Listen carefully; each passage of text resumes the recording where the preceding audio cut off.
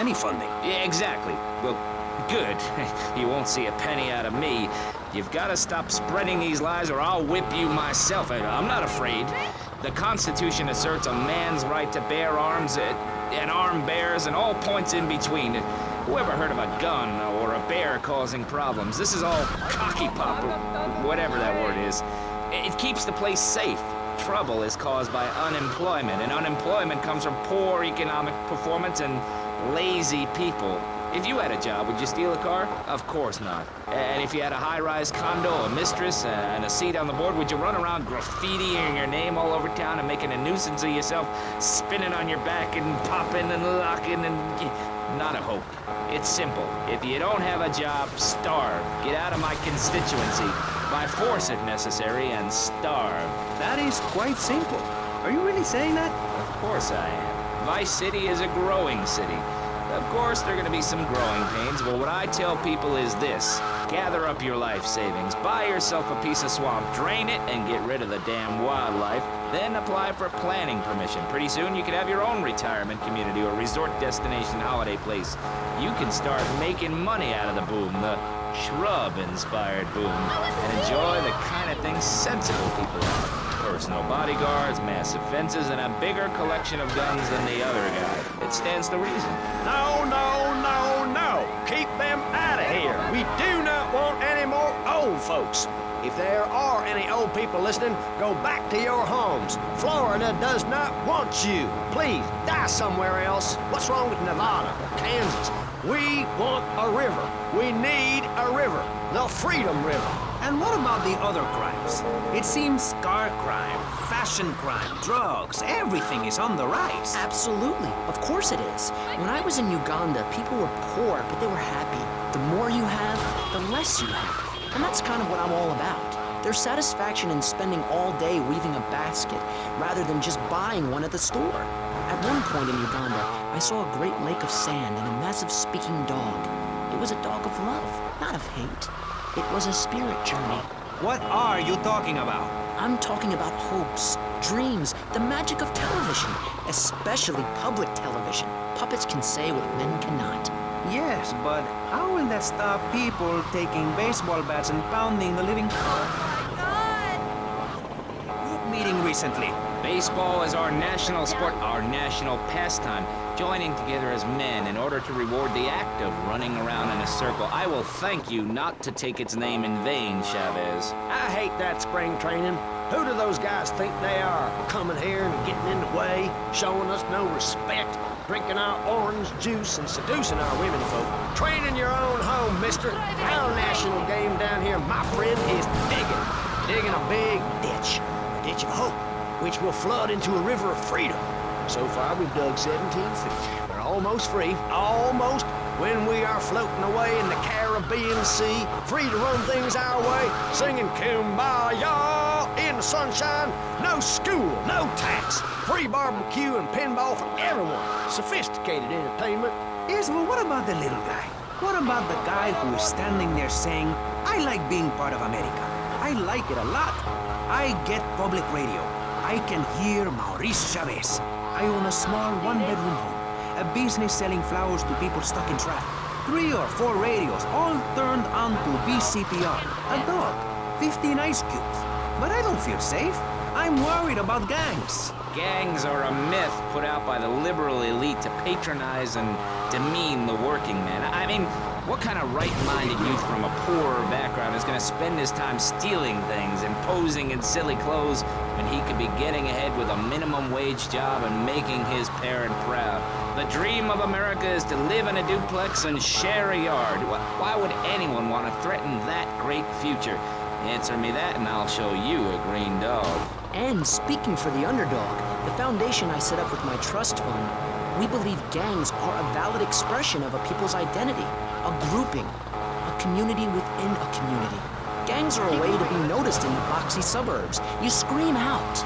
Rather than urinate at the edge of your camp like a proud native, we spray paint our names on the walls of the mall to ward off predators. And that's supposed to terrify people? No, no.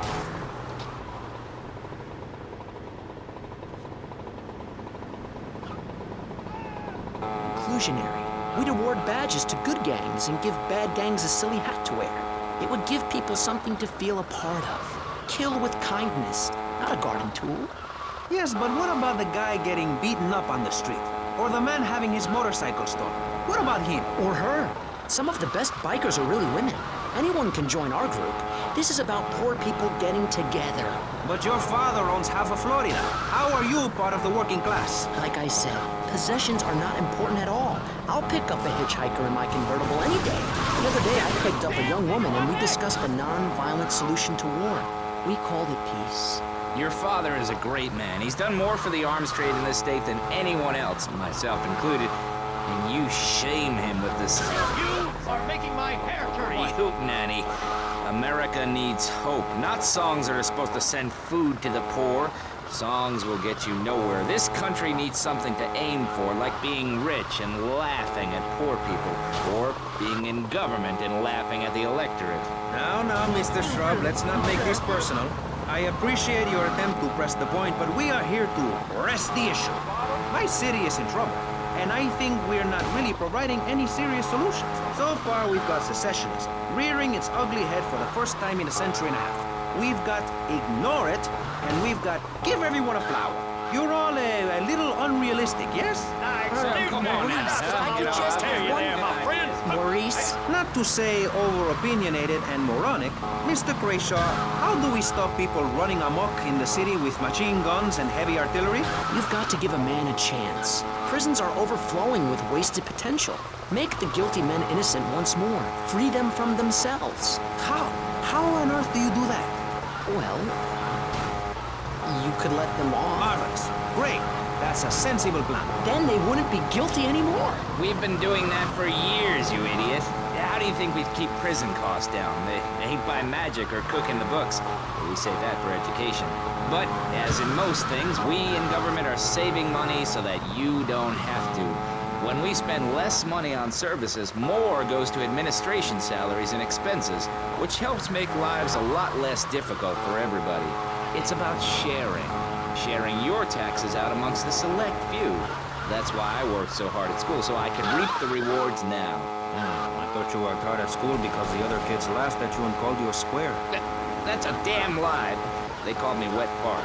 They called me the Bat because my voice didn't break until I was 19. So, Mr. Shrub, I take it you don't believe in regulation. I believe in giving people a chance, not tying them down with lots of needless regulations. The fact is, business is run by moral people who won't do anything illegal or try to get rich quickly. But since you got elected, Vice City has been characterized by a government who cut aid to the poor, offered tax breaks to the rich, and paid people to dump toxic waste near schools. Yes, we've made a lot of progress. And up on Capitol Hill, you were instrumental in pushing through a bill allowing the manufacture and sale of Giggle Cream, a dessert with potential lethal consequences. Not true. Only 23 people have died, and several of them probably deserved it. So, with people being set such a bad example by big business, how are they supposed to respect each other, to act safely in society? And how are they policed by a demoralized and underfunded police force? Well, I'm afraid that's apparently quite a difficult question, but my solution is easy. I'm going to talk for a long time about a subject not in any way related, and pretty soon people will forget all about it. I'll remind people that I have a great haircut, and that under my stewardship, Vice City has had on average 15% better weather than before, while crime rates only go up. Oh my God! Turn it upside down, and they have halved under me, Alex Shrub. Vote Shrub for president and you'll have a friendly face in the White House, a man you can trust, a local man who likes golf and laughing and photo opportunities at your store or place of business. Just send me a letter. I'll send you an automated photocopied response. We call it democracy, and that's where the money goes. Now, just a minute. Don't interrupt. Let me finish. But you're not... This man won't let me speak. You, Shorty, shut up and let me speak. I'm taller than him, ladies and gentlemen, by at least 3 inches, which means I'm a lot more respectable looking. Everyone knows politicians lie and steal and cheat, but at least with me in charge, you know I look good and I have a very supercilious manner. Besides which, I've been abroad and I prefer it here because I'm a man of the people. Vote Shrub. You'll get richer, and you won't feel guilty about it. Enough! We're running out of time, and you completely failed to answer the question. I'm a professional. That's my job. And Mr. Hickory, what about you? All right, these problems are typical of what happens with an open border to the north. The state is filling up with trash. People who can't tell the difference between a swamp and a marsh. Guys who don't know the first thing about the legality of marrying within the family. That's why we need a river. People, I'm telling you, pick up your spades, go into your garden, start digging as deep and as far as you can.